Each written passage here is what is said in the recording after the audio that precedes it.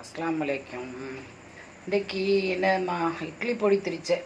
இட்லி பொடிக்கு என்னது, கடலைப்பரிப்பு ஒரு 150, உளுந்தம்பரிப்பு 150, எள்ளு ஒரு 100, அதுக்கப்புறம் அரிசி ஒரு 50 கிராம், இவ்வளோத்தையும் போட்டு வத்தல் ஒரு 25 கிராம் விற்கும்.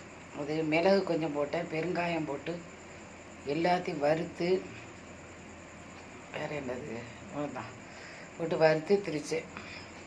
சரியான டாப்பு மனம். எப்படி 1/2 கிலோவுக்கு மேலே வந்திக்கும். என்னது ஒன்றுமே செலவே இல்லை, வீட்டில் இந்த சாமானுங்க தான். இது ஓடுமே 3 மாதத்துக்கு 4 மாதத்துக்கு. இட்லிக்கு திங்கும்போது நல்லெண்ணெய் ஊற்றி தொட்டு தின்னுங்க. எல்லாருக்கும் தெரியும், இருந்தாலும் ஒரு ஞாபகத்துக்கு சொல்லிக்கிறேன். சாம்பார் இட்லியும் பொடி வச்சு ஒரு நாளைக்கு காட்டுறேன். நல்லெண்ணெய் ஊற்றி சட்னி அரைக்காத நேரம் அது அவசரத்துக்கு உதவியாகும்.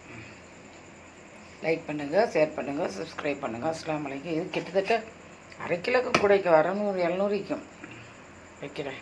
அஸ்ஸலாமு அலைக்கும்.